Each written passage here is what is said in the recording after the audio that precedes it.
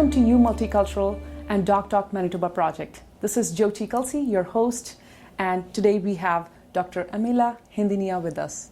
Welcome to the show. Thank you. Thank you very much for taking the time, and I'm sure we're going to bring very valuable information for all the viewers that need to clarify all the questions they have, all the rumors we have going on. So before we get into that, I do want to let our viewers know Dr. Amilla. He's the infectious disease specialist at WRHA and work at 3 acute facilities in Manitoba. I'll let you introduce yourself and give a little bit more what you have been doing behind the scenes while we were deep down in this pandemic. Sure. Thank you, Jyoti. Well, it's a pleasure to be here. I'm honored to be invited. So as you introduced, I've been in Winnipeg since 2019 November. I am an infectious diseases clinician. What that means is I did my training in basic medicine, internal medicine. Okay. I did my infectious diseases training, so I do clinical work where I actually see patients with infectious diseases, right. COVID-19 being one of them. I see. So I do see patients in the hospital with COVID-19, and I have done work in the actual COVID units as well, seeing patients before and after the vaccine rollout, of course. At the same time, I'm also an assistant professor at the University of Manitoba within the Department of Medicine. Awesome.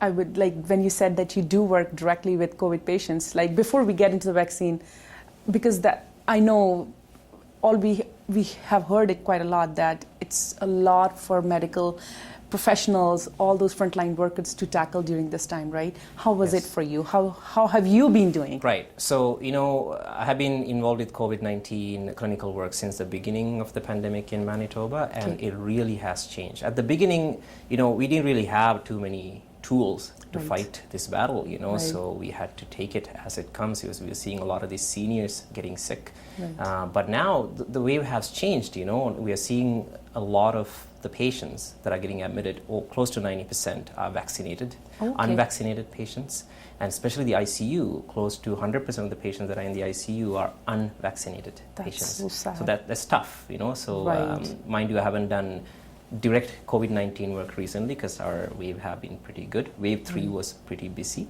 And not to mention, it does put strain on other things. As 100%. I said, I'm an infectious diseases doc, so we do have other things we worry about. That's not COVID-19. Right. Just because COVID-19 happened, those things hadn't decreased. Yes. So we still have to worry about those. And they're put on hold, right? So for sure, yeah. The whole attention is focused on COVID-19 at the moment. That's right. So right now, for example, we are seeing those effects. We are seeing finally our numbers have gone down from a COVID-19 perspective. We are reopening our elective surgeries. So the patients that had to wait this long for not really emergency surgeries, because that would have happened, but urgent things, now they're coming with more complications just because we couldn't address them right away. Yes. So it's been busy, and it will continue to be busy because of the pandemic that we have. Yeah, so the main focus of this series, as you know, is to bring awareness and motivate people and tell them that how vaccine is beneficial for them. Right. So we want to tackle today the myths and facts about these vaccines. So the major concern for people who do not have vaccine yet or do not want to is there are some hormones in there. So what do you have to say about that? Yeah, so there has been this myth circulating around. I'm not sure exactly where that came from, but there are no hormones in any of the approved COVID-19 vaccine that's approved through the WHO, the FDA, and the Health Canada division. In fact, I can't think of any regular vaccines in our vaccine regulations that have any hormones in it, unless it's a vaccine with hormones we need to give for a specific reason. As far as the COVID-19 vaccines goes, we have 3 approved vaccines, the Pfizer and the Moderna and the AstraZeneca. None of those have any hormones in them. And I also should mention, getting the vaccine doesn't change your hormones in your body that much either. At all. Yeah. That's good to hear. Then there's some protein in there and some kind of detectant in there that that is like a tracker or a magnet. I mean, those who are still thinking about it or afraid, we need to get the facts right for them, right? So so that's also came from the very beginning that Microsoft chips are in there or Apple chips are in there, and again, there's no, these are complete false news. There are no chips, no tracking devices in these vaccines. So that's not a concern that we have. And this is not a concern with any of the vaccines in Canada or in North America, any of the developed countries. None of them have any chips, any tracking devices. They're not magnetic. They won't make you magnetic. Yeah. Yeah. Otherwise, we won't be able to get the 6 feet apart distance. Yeah. So, I mean, I know in between when the Pfizer was not available readily, people were getting Moderna as well. So what thoughts do you have about that, like mixing the vaccine? Because people still think it's, again, the rumors that cause you, give it a second thought that, did I do the right thing? So those who got the first Pfizer and then second, they had to get Moderna. How, like, what do you think, the vaccine is still as good as same shots? Yeah, so that's a good question. So let me talk a bit about the vaccine itself, so then we can clarify how that works. So both Moderna and Pfizer vaccines, those are what we call mRNA vaccines. So what we have done is, I shouldn't say we, because I didn't, the people that make the vaccine, they figured out the protein structure of the virus, the spike protein. So the spike protein is what the virus uses to infect us. And we figured out what the protein structure is, and then the genetic code for it in the form of this RNA molecule. So all that vaccine has is laboratory made that RNA molecule. So then it goes into our body, then our body produces the spike protein, use our own protein, so that's different from the virus spike protein. And then our body can produce the antibodies to it. I hope our viewers are following through, because I did lose it. So. But I mean, in a simple layman language, like, you mean to say the molecules do work together. So I guess what I'm trying to say is both those vaccines, they're using the exact same RNA code. I see. So all you're seeing is two different brand names of the same vaccine. It's just like going to a superstore and buying two different brand names of orange juice. You're getting the same vaccine with two different brand names. So at the end, your immune response is exactly the same, even if you mix the two together.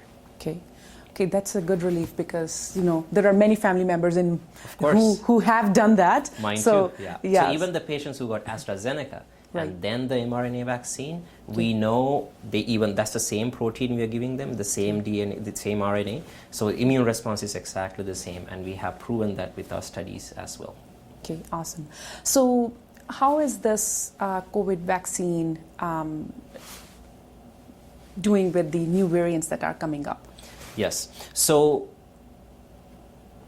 part of the immune response, you have the actual response to the mRNA we are giving you, and that mRNA based on the very first virus that came out. What the virus has done over time is has mutated a little bit, and every time it goes from different person to different person, it has a risk of mutating, and that's what leads to different variants. So still COVID-19, but slightly different, and some of those variants are what we call variants of concern. For example, the alpha and then the delta now. And so as far as the vaccine goes, they still seem to have a pretty good response. Might not be as good as the original virus, but you're still getting a good response. You might have a slightly higher risk of getting the actual infection itself. You might still get COVID-19 compared to the original virus, but the risk of getting hospitalized, risk of getting long-term effects, and risk of getting, dying from the virus is much lower, even if you get a variant, if you are vaccinated. So how are these variants, like, entirely?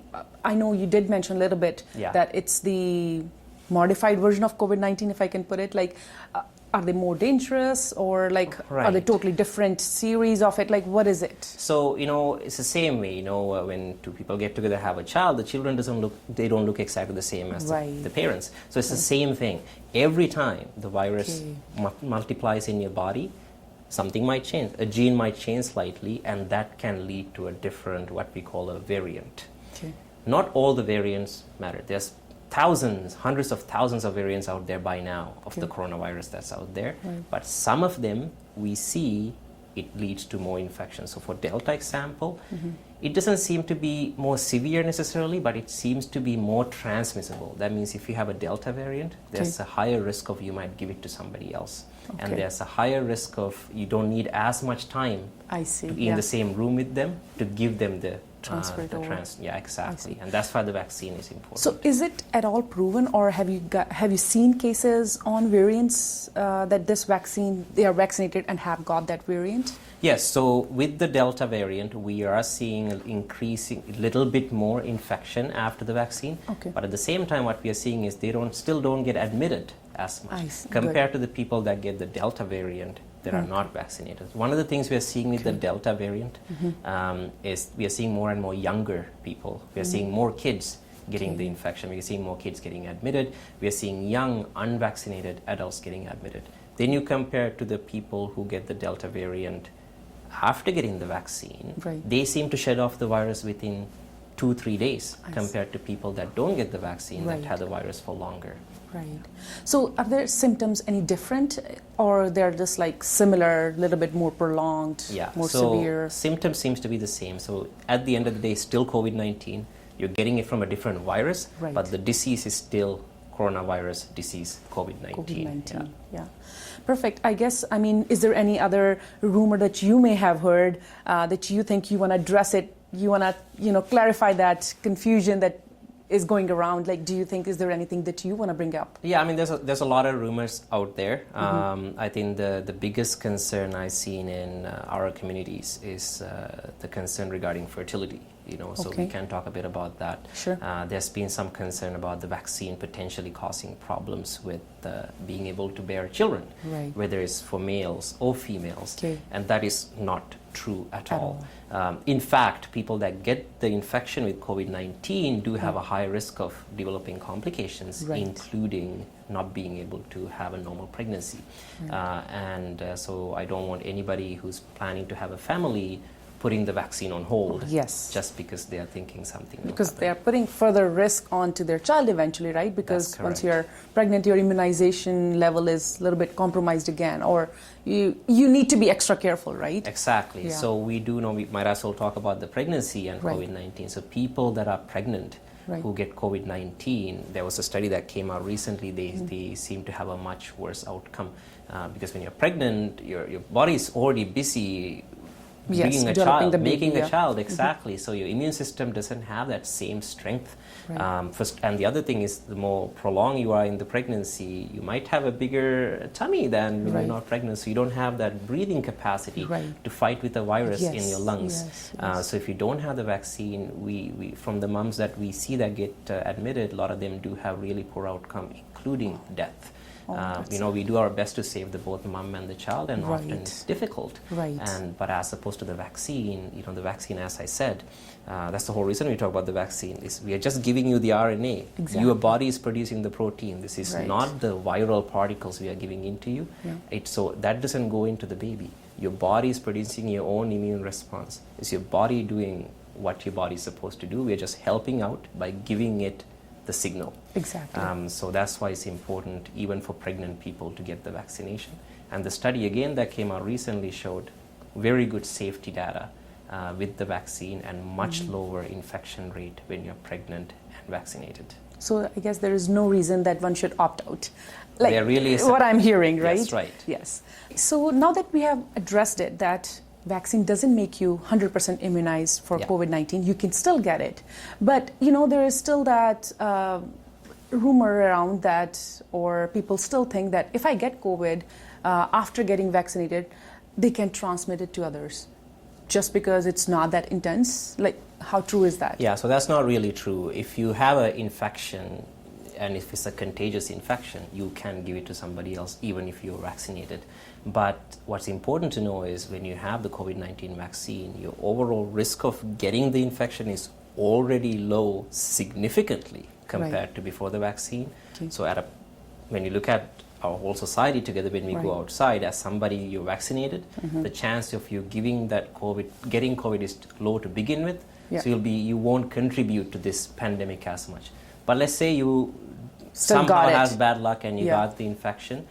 People who are vaccinated, they don't have the symptoms as long. They don't shed the virus as long, but they still have a risk of transmitting, especially close contact. For transmitted respiratory virus, you need to be able to get that virus out, which means usually you need to cough, you need to sneeze. A good way to get it getting out of your Yes, system. yes. But people who are vaccinated tend to not have as severe of symptoms. Right. So theoretically, they do have a lower risk of transmission, Yes, but zero. it still happens. Yeah, I mean, you still need to make those precautionary steps that That's right. make yourself secluded from other members, or That's right. do not cough out loud, use mask, right? So That's those right. those precautions still play. Exactly. So, And- but more people are vaccinated around you, Yes. the less chance of, even if you expose them to them, Right. the chance of them getting sick is lower. That's why Lower. we're trying to get vaccinated as many Exactly. people as possible. Yeah.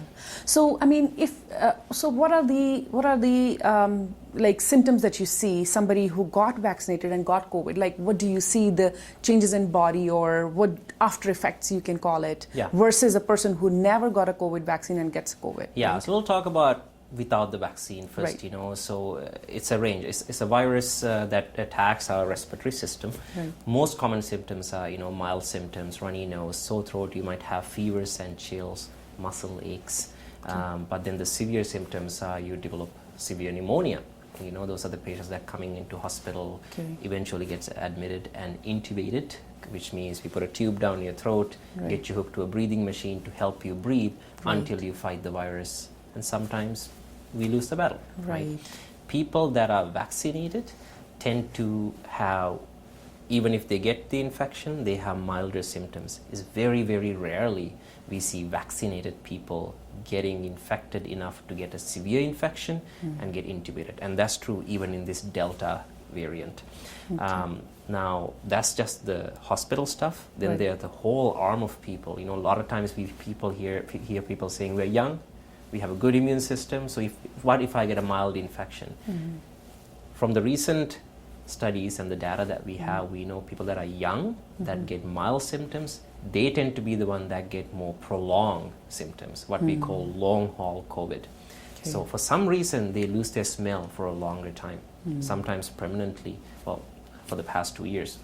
Yeah. They have what we call brain fog, memory loss, and this other rash that keeps coming back, you know, joint pain, muscle pain, fatigue that lasts for months and months after the infection gets better.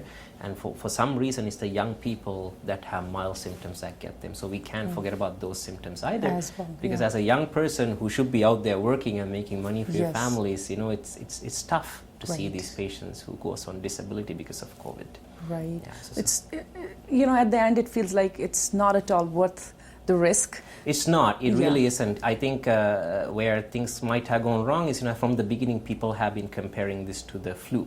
Right. But it really isn't. It's a very new virus to our human race. So our human body is not built to fight this kind of virus at this point. It might become like the flu in the future, but right now it's a very, very severe infection. Even if you have mild symptoms, there's a high chance of developing long-term side effects from the of virus. it. Yeah.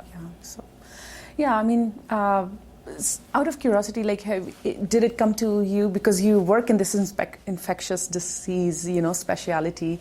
That where these rumors come from, or like why? Yes. So, you know, there's a lot of research going into where the rumors coming from. Part of it is, you know, I think it's a small part of it. There is an anti-vaccine propaganda group that are very against, you know, the vaccine, the modern medicine. So there's some part of that.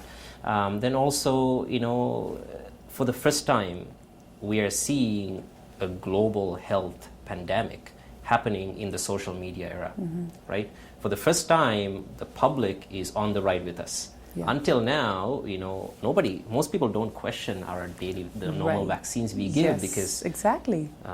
we recommended or doctor recommended, I got it. But for the first time, we are seeing an infection coming, and we don't really understand the infection. And then all of a sudden, we have a vaccine, and then we see these people dying, and then the vaccine's coming, and apparently the vaccine's saving. But it's so hard for the public to follow the research as it's actively happening. It's And it's hard just enough too much for us. change as Exactly, well, it's hard enough for us to follow the research. So I can't imagine what the Yes. public's feeling. Yeah. And then, you know, it's tough, you know, depending on where you get your news, you might get Yeah. different kind of news. Exactly. But it's difficult to tackle all the sources of the anti-vaccine or vaccine hesitant news that's Right. out there. Yeah. But it's important, you know, I don't want to discourage anybody from asking the right questions. You know, Exactly. whenever there's some new thing happening, it's important to talk to your physicians. And if there's some faith-based issues, it's important to talk to your faith leaders to see what's the right choice for you. Right. Yeah. what they are doing. And Yeah. and the data does show, you did mention it briefly, that the patients right now are the ones who are not vaccinated. Do you have a data, like, or is it all of them who are not vaccinated? In the hospital, Yes. So not all of them, the vaccine isn't 100%, of course. Right, And, yes, and the of other course. thing is most of our population is vaccinated. I think 80% of Manitoba Yes, right now, right? yeah. So we will see some of those vaccinated people getting sick Come back, and getting yeah. admitted. And usually they tend to be the people who have other medical issues. Right. So even though they get the vaccine, they might not have as good of an immune system to Right, begin with. yeah. But close to 90% of our infected patients and close to 100% of our ICU admitted patients are unvaccinated patients because they just don't have the immune system to start the fight, Fight really. it, yeah. If you're vaccinated, by the time the virus comes, your immune system is already ready to take Right. on the virus, Yeah. so you have a much higher chance of winning. Thank you, Dr. Amilla, for all the valuable information that you have given. I think we have tackled almost all the myths, but if there's any left, I would say viewers can leave comments and reach out to us, and we'll definitely try to tackle it. Thank you again for all the time, and your information has been really helpful. You're welcome, and thank you for having me. Thank you. I do want to take a moment to thank Manitoba government and Doctors Manitoba, who offer special help to physicians and doctors in Manitoba in offering incredible service to us Manitobans. Thank you very much.